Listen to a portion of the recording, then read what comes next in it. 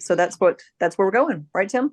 Yeah, that's definitely part of it. Also, I was hoping to answer any questions that people might have that they run across when they're in the tasting room and they're not sure how to answer, or anything at all. I mean, I'm a resource here today to help you figure out anything that you're not sure of. So, yeah, with that said, let's jump right into what's going on right now and what we're up to over at the winery. We're getting ready to bottle. It'll be March, I think 12th and 13th, or 13th and 14th, something like that. So currently, I'm in there blending wines, and really the last hurdle we have right now is coming up with the final blend for the Meritage. So that's what's going on down there, and something new that's going to be bottled. This bottling is a Tanat. I know some of you have tried it. Some of you probably haven't. Might not even be aware of that it's coming. But yeah, that's the new kid on the block this time around. Tanat's very dry, right, Tim? Yeah, it's dry. So it's a lot like Petit Verdot in one regard. It's very dark and it's very tannic. So people who like big, a lot of people come in and say, like, I like the big reds. You'll be able to show them that and say, okay, here you go. This is the big red. And that'll suit, those macho types.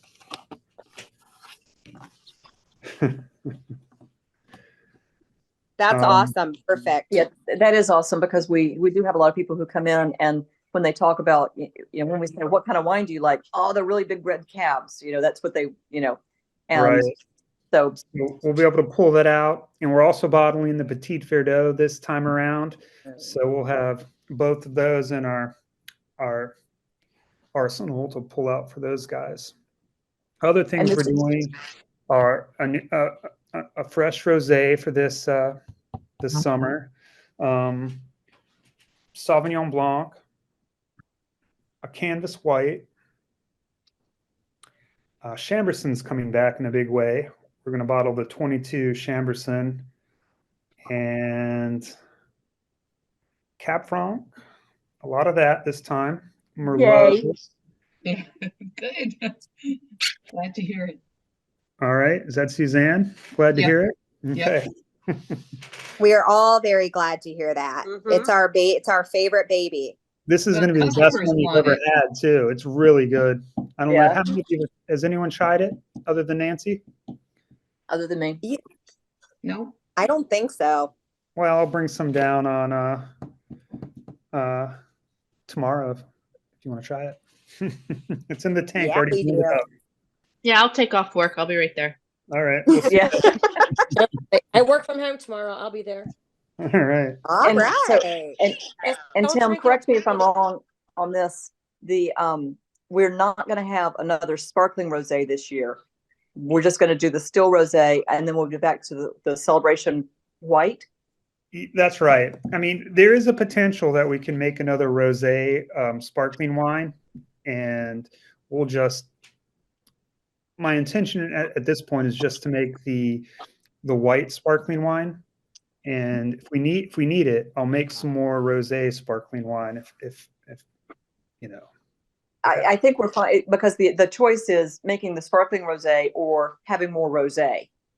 No, the way I would do it is I would blend some white wine with another red wine to give it that rosé color, and then sparkle it up. So we have the potential if we need it. Got it. Okay, good.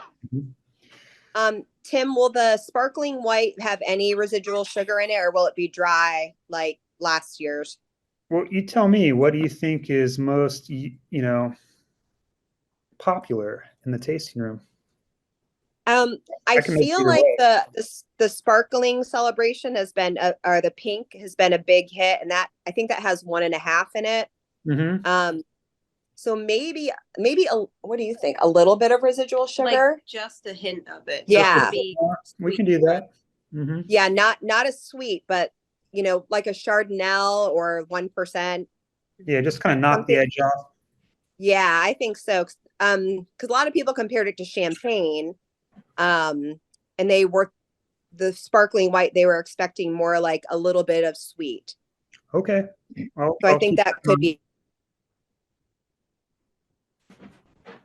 option. Cool. And are you doing seltzers? Are you doing seltzers again? Yeah, so this year we're going to do seltzers again. We're going to do the same 2 that we had last year, and we're going to add an additional one. It's going to be a peach viognier. Ooh. Yeah. And were you happy? Was everybody happy with the sweetness level on that last year, do you think? I feel like they were. We sold it out, so. I think this was good. If you could add a little bit of just a hint more blueberry in the blueberry Chardonnay. Mm-hmm. That So would yeah, you could taste it if you knew what you were looking for. Otherwise, it didn't. I don't think a lot, but a little bit more of the blueberry would be great. Mm-hmm. Yeah, but with okay. those, then the celebration can be more on the drier side. Personally, I think if we've got the 3 spritzers on the sweet side. Mm-hmm. Mm-hmm. All right. Well, my plan now is to make the white celebration upcoming a bit more sweet, because I thought it could have used it last year too. So that's planned for. And I've also thought about upping the blueberry flavor and the strawberry lemonade flavor. Last year was kind of difficult because having not made it before, I had to do small little bench trials, using a micro pipette, and it's not as accurate as you could want it to be. So after last year, we know, maybe a little more of this and that. So I've got that down. Yeah, I agree 100%. I think some more flavor would be awesome. Okay, we'll do it. Is Canvas Red coming back anytime soon? Everyone's asking. I was just going to ask the same thing. It definitely has a following, not a big following, but people are requesting it. Yeah. This is a question for Nancy. I believe we have an unreleased Canvas Red in case good storage, right? Yes, we do. Okay. And so that's probably a February, March release. In sort of a spring release on that. I love to build the suspense for the Canvas Red because they are so passionate about it. For and then one you call the Duvals, they buy 3 cases, call whoever it was that was in the tasting room last weekend, they buy 2 cases, So, but that'll be spring, early spring. And we're gonna be bottling this. That's bottling a Canvas White again.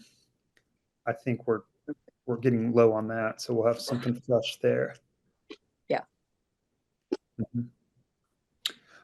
I'd also like to touch base on some of these micro bottlings that we released over the Christmas holidays, get a little feedback and answer any questions that you all might have about that.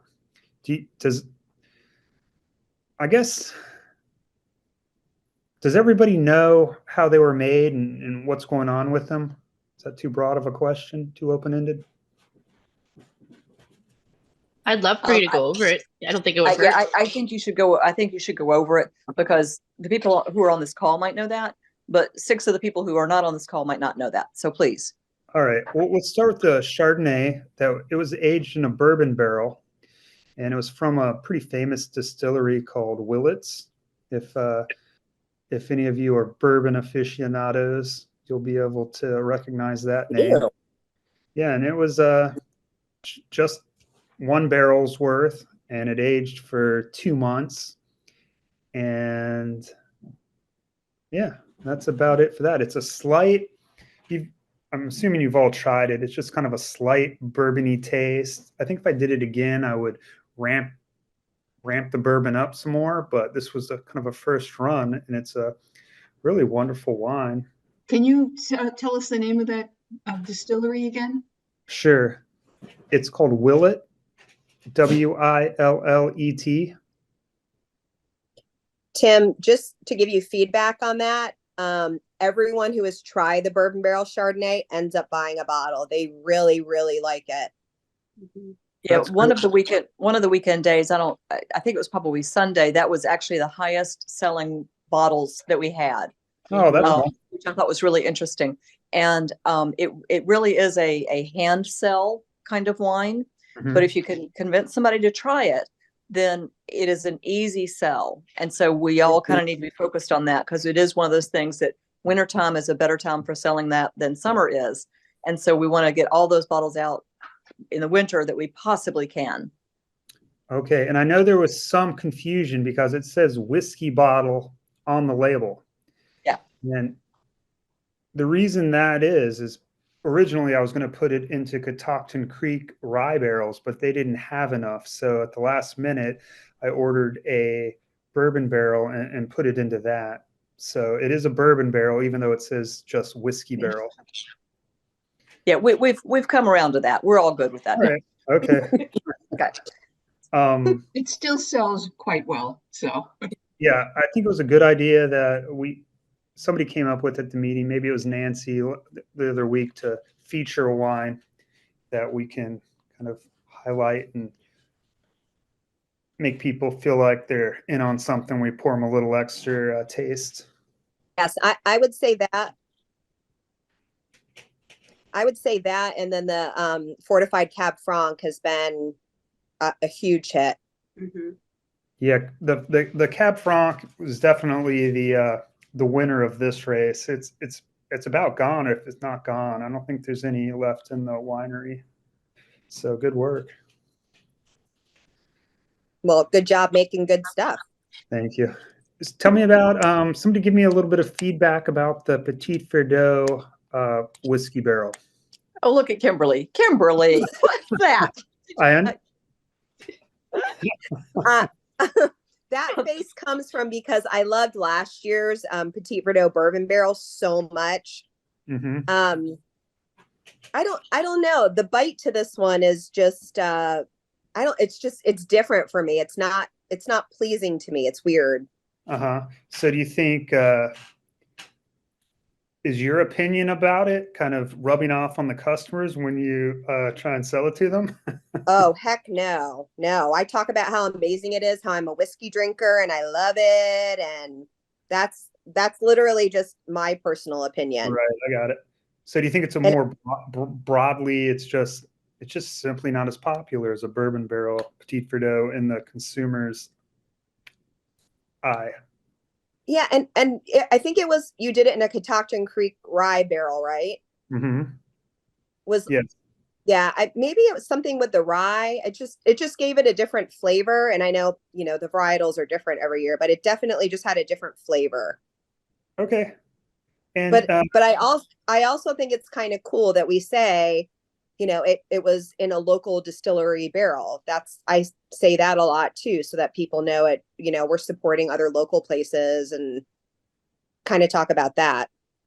Wonderful. Good. That's the whole point, trying to bring these local businesses together, support each other. And Mm-hmm. That said, we'll probably switch it up again next year. I think has been the consensus among everyone. So we've got that to look forward to. I'll say that every year or every holiday since I've worked at the winery, my family's been like, "What you bringing this time?"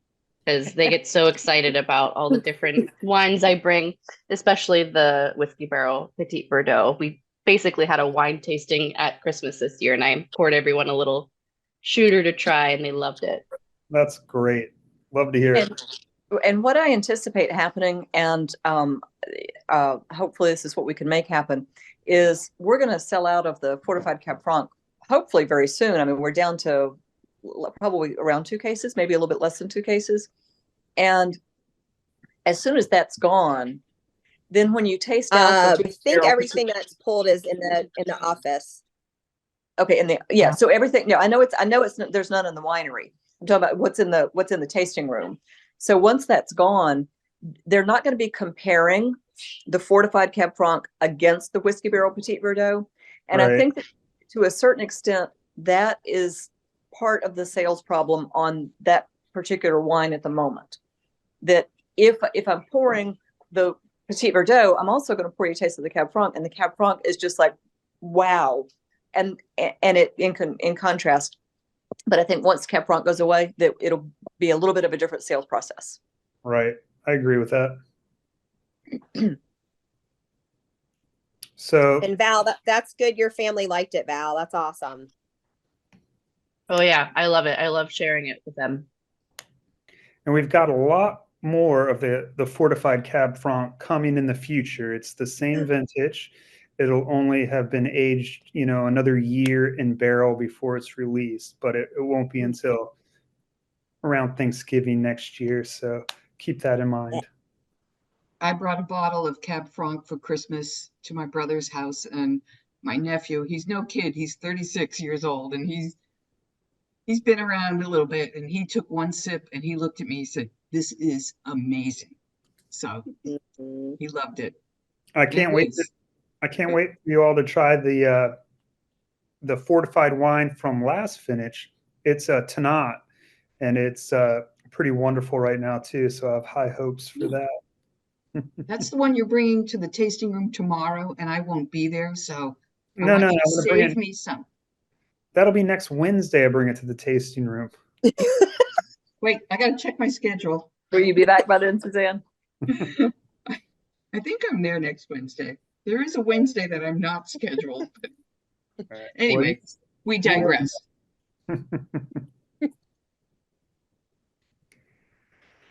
Tim, So yes, would you the mind? 24th, I'm going to hold you to that. The 24th, I want to taste it. I love a dry wine. And you know what? The only Tannat I've ever tasted was at Walsh, and it was so good. It was really wow. nice. Excellent. So, You're in for a treat. and that was like last summer, I think, when I was there. Tim, would you just spend a minute going over about our wines being vegan, organic, if there's animal proteins in the yeast, things like that, because we do get those questions a lot about. They are, I think they're vegan. I don't add any animal products to them. Sometimes winemakers use egg or fish to fine wines, but I don't. So they're vegan. They're not organic. What other? Gluten-free. Gluten-free. I don't think there's gluten in it. Yeah, they're gluten-free. Yeah, the only thing that I had been told at one point was if the wine barrel staves were initially put together with wheat paste, that some micro thing could, but ignore that. Yeah. Okay. We'll say they're gluten-free, vegan, and okay. All right. Yeah. Not organic, but gluten-free and vegan. And okay. Tim, so I know that Carl used to use egg white to find the wines. Mm-hmm. So everything that's vintage 2022 and forward is vegan? Yes. Yes. Okay. I mean, let's see, 20. Yes, I believe everything 2022 and forward is vegan, certainly. And okay. A lot of the 21 is because I put that together and didn't find it. So I think everything currently available is vegan. Okay. So 100% estate grown, vegan, gluten-free, so yes. Good. Okay. Another question. Some people ask what do we use to spray on the grapes, as far as do we use pesticides? What do we do? So can you just kind of touch on that, and we'll just, make the narrative sound as good as we can with that. Right. So everyone does, and we certainly do. It's kind of a necessity here in Virginia with our humid, wet growing season. So, I don't know how you want to approach that other than maybe saying what? Only we say minimally. Yeah, sure. Or just skirt it as best you can. But yeah. I think it's largely not a problem. I know last year there was a week when the weather had not been right and you had to spray on a Friday, or maybe it was even on a Saturday that somebody was spraying. Saturday. And I think that was when we got the questions. We may get those questions in general, but I think we can handle that. I think it was just it's a visual that particular day. Sure, yeah. Nobody wants to smell sprays while they're drinking wine. Yeah, right, right. Or eating the grape leaves that you told them not to eat. Yeah, sure. They were warned. They know.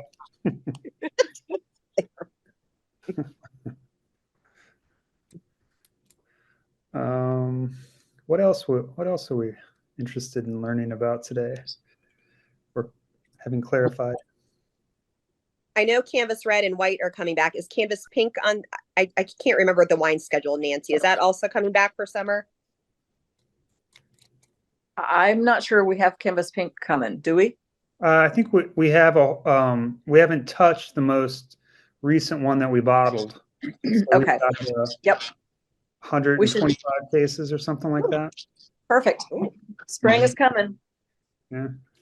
Okay, so we'll have all the canvases this spring into summer then. Yes. Okay, perfect. Uh-huh. Yeah. Very coming excited up, about the peach Viognier. Yeah, me too. I'm super excited about that.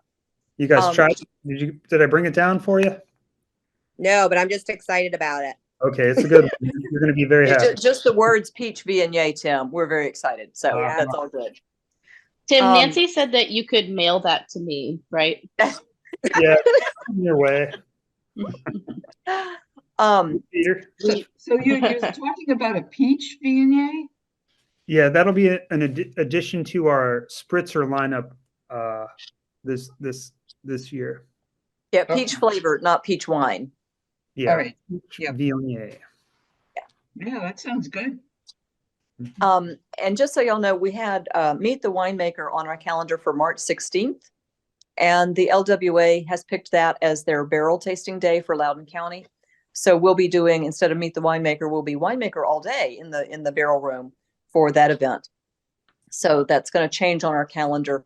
As soon as they get tickets up, they don't have tickets ready and up yet for that event, but that's coming soon. What else? Other questions from the team? Tim, is there like a rule of thumb on what is aged in a barrel versus a steel drum? Sure. So typically, all the red wines will be aged in barrel. And some of the white wines. So things that I like to age in stainless steel would include Sauvignon Blanc, typically Chardonnay, Vidal Blanc, Petit Manseng, things that we want to preserve sort of that freshness and cleanness. Smooth, yeah.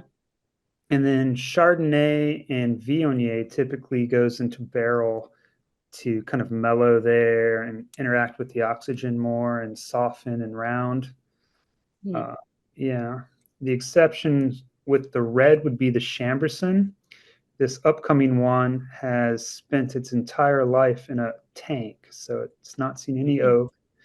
And by doing that, we kind of preserve the freshness of the fruit and keeps it just vibrant and juicy and yeah, pretty delicious, I think.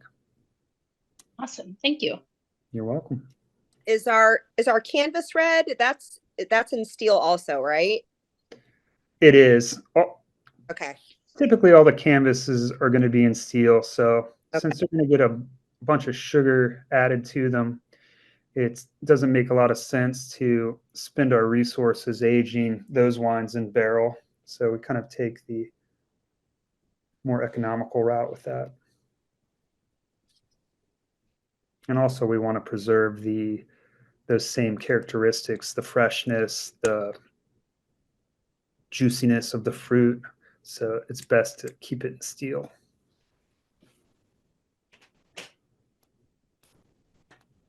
Where does the name Altezza come from? I think Nancy ought to take that one. You guys sort of came up with that one, right? Yeah, it's the Italian word for elevation. And Val, when we first opened, the idea was to put a tasting room up on the 868 hilltop.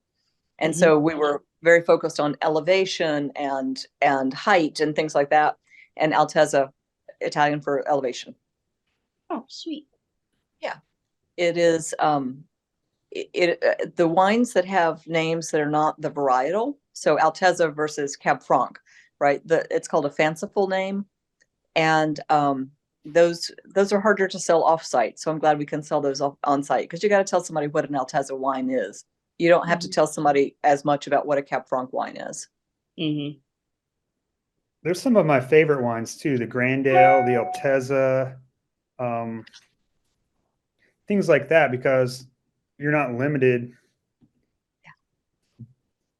by anything. So, for example, one of the Altezza whites was barrel fermented and aged Petit Manseng with Viognier. You know, that's kind of cool to have the flexibility to work with the vintage and make something new every year.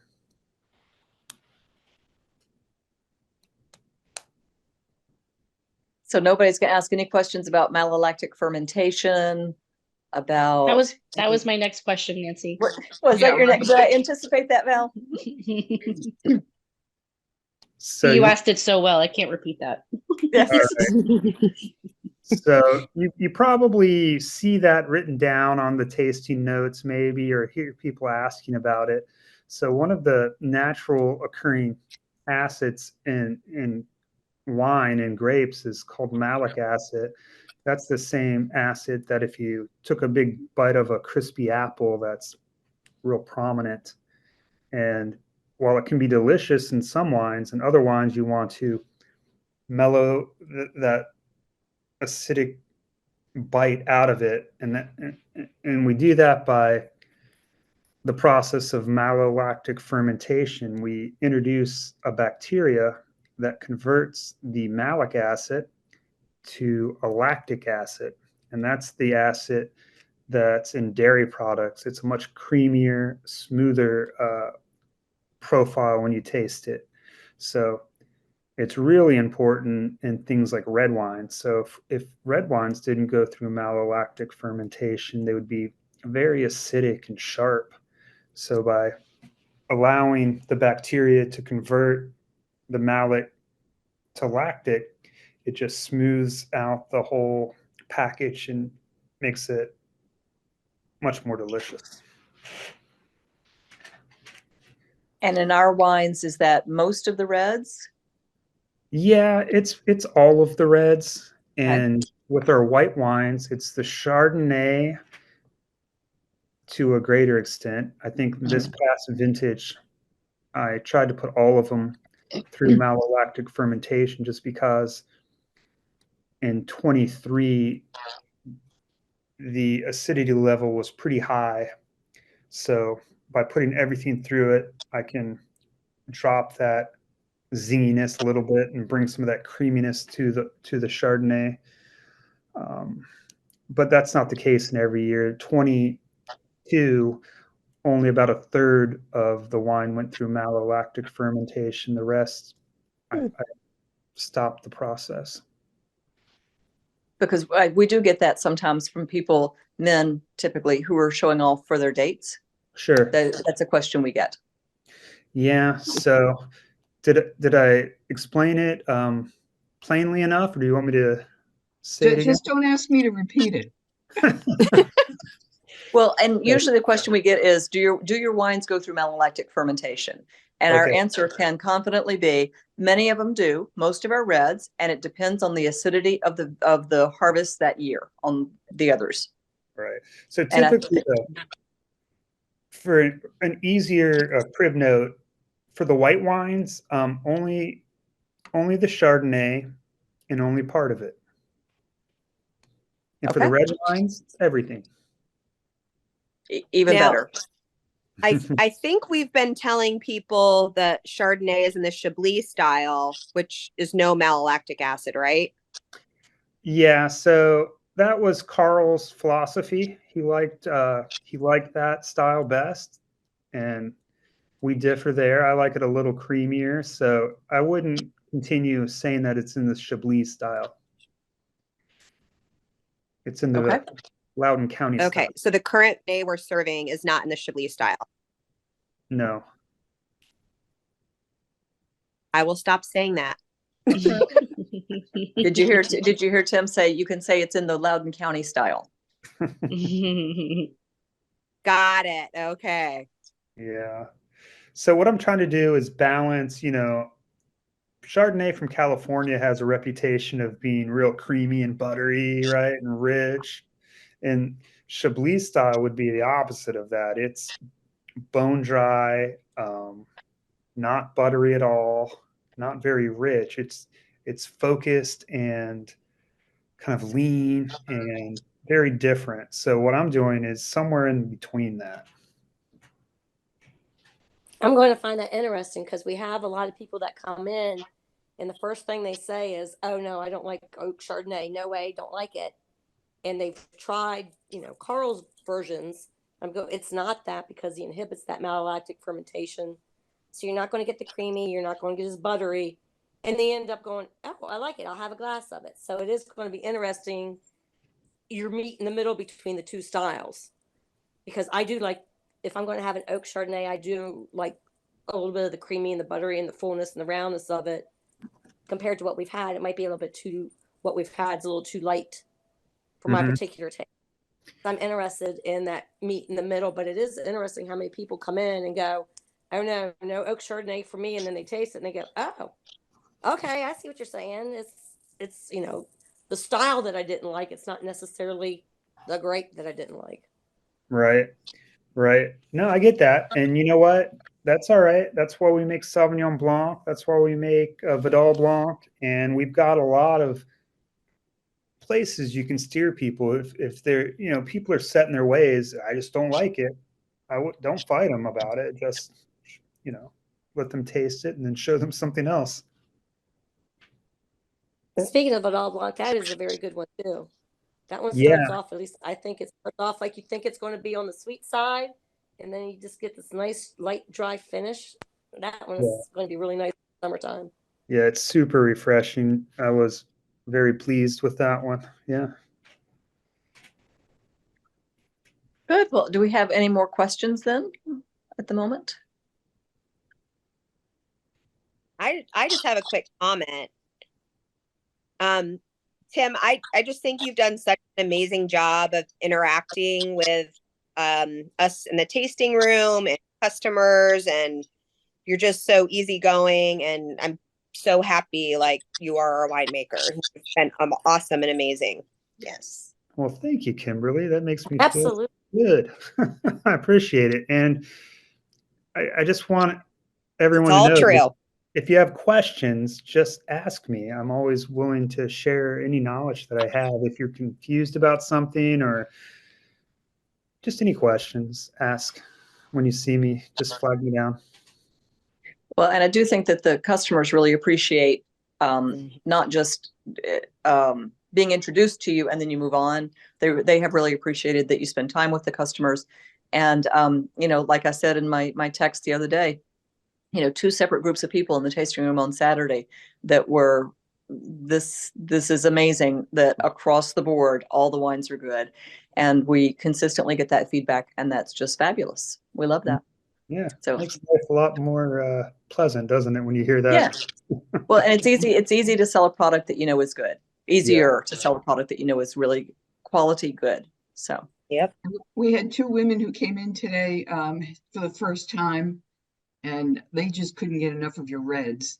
They didn't join the wine club, unfortunately, but they were from out of town and staying in those tiny little cottages on Route 9. yeah. They were staying in there for a few days, and they'd been hiking, and they just really, they couldn't say enough nice things about the reds. So. All right. Well, we're all doing a good job then. We're making people happy, and they like their visits to the tasting room. It's absolutely a great team. I'm just always, every time I walk in the door, I'm just blown away. All right, then we're going to see Tim. You'll see Tim in between now and then, but we'll have another sort of more formal wine education in April. when all of our new hires are here, and we'll be a little bit more specific, walking through each of the wines and just kind of talking through them and going through maybe some ideas on how to sell and some information that our customers are interested in. And we'll do that in April. But in the meantime, you know, and y'all are certainly welcome. If there's any of the events that we're doing that involve Tim as the winemaker and y'all want to go and you're not working, just let me know. Because it is all about making sure y'all have the knowledge that you need, as well as the, you know, all the inside scoop, right? Because the customers love it when you can share a funny story about, you know, some disaster up in the winery, or something fell off the truck, or a personal story about your interaction with the winemaking team. And that's part of being a boutique winery. So we love to promote and support that. So anything else from y'all tonight then? Tim, any last words? Thank you all for your good work. Appreciate it. Makes my life easy. All right, Thanks. then we'll see y'all coming up. All right. Good night. Bye, guys. Good night. Thank you guys. you.